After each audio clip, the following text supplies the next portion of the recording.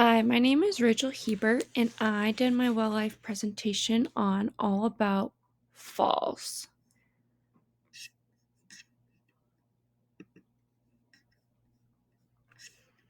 So there's lots of ways to prevent falls, although they are inevitable. Here are some ways that we can just try to decrease the amount of falls.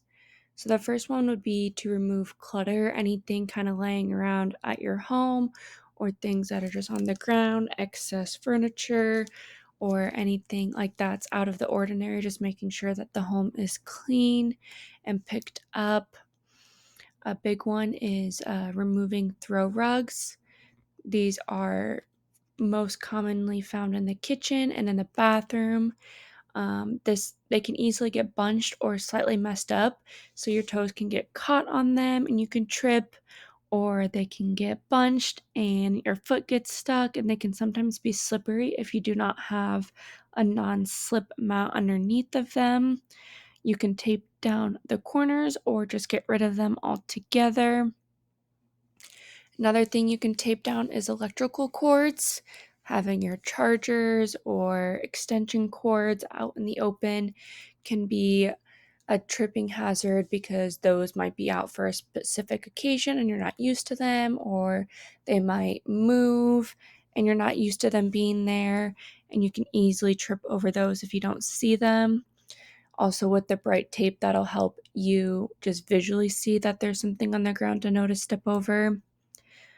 Utilizing a nightlight for around your walkways is especially important in your bedroom. Just providing a lit path from your bed to the bathroom if you have to go to the bathroom in the middle of the night can help prevent falls. And the biggest thing that you can do is to exercise and stretch daily. This will allow you to move more freely and more efficiently and not be as focused on walking and your balance, and you can focus on your environment, which will help you see what's around you, who's around you, and what's going on. When we are at the American Stroke Foundation, every day we are working on our balance and our strength when we do our morning muscle moves, and we work with you one on one. We are targeting that balance to help prevent as much falls and increase strength in your body. So, here are the next slide is ways to fall safely. So, like I said, falls are inevitable. I fall, it's probably going to happen. And as it does happen, here are some things you can keep in mind is to try to stay relaxed when you're falling. This is much easier said than done. So, a tip that I like to give is if you are falling, instead of holding your breath and tensing up, try to let your breath out. So, breathe out as you fall. That'll help you loosen up and allow oxygen into your brain.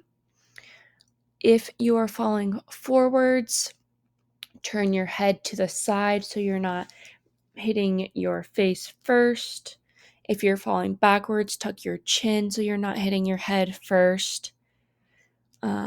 Keep your arms and knees bent and try to keep your feet on the ground the best that you can. Try to fall slowly and controlled. And as you're falling, try to land on a meatier part of your body, like your hips or your bottom. When you are falling, as I said, keep your arms and knees bent, so don't outreach with your arms, because if you're putting all of your weight onto your wrist, that could easily cause like a fracture or a break or more injuries if you were to keep your arms in and kind of spread out the force of your roll. Another thing to keep in mind is if you say you're outside and you're walking and you tripped on the sidewalk, try to fall in towards the grass rather than falling onto the concrete. So here is a picture of a guy, and I asked what is wrong here. I'll give you guys a couple seconds. Go ahead and pause this. But some things that I found is he is panicked. Um, all four of his limbs are spread out. He's landing on his arm first. His feet are off the ground, and he does not have his chin tucked. So if you do fall, here are some ways to get up from the floor. So step 1 is to stay calm and listen to your body. Step 2 is to get into side sitting on your strong side closest to a piece of furniture. Step 3 is to use that to get into quadruped. Step 4 is to lean on your strong side and go from quadruped to sitting on one knee. After this, use the surface and take small strides inching up until you are in a single leg lunge, then bringing your foot together, allowing you to stand up. So I have a video that was on the last slide that I had played here. That is very helpful video to go back and watch and see how she gets down onto the floor and also how she gets up from the floor. In the video, she states that getting down onto the floor is one of the best things that you can do to prevent hospitalization and just staying healthier and living in your home and aging in your home.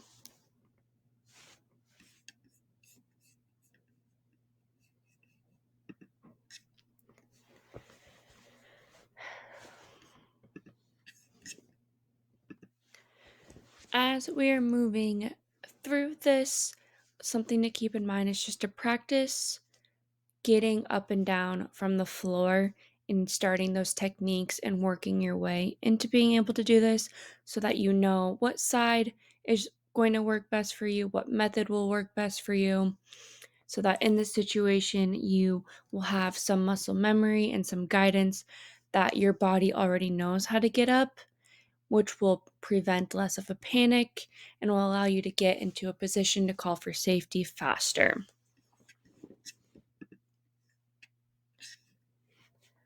So, some exercises to do to get up from the floor is balance. That's the main thing. That's going to help just preventing a fall in general.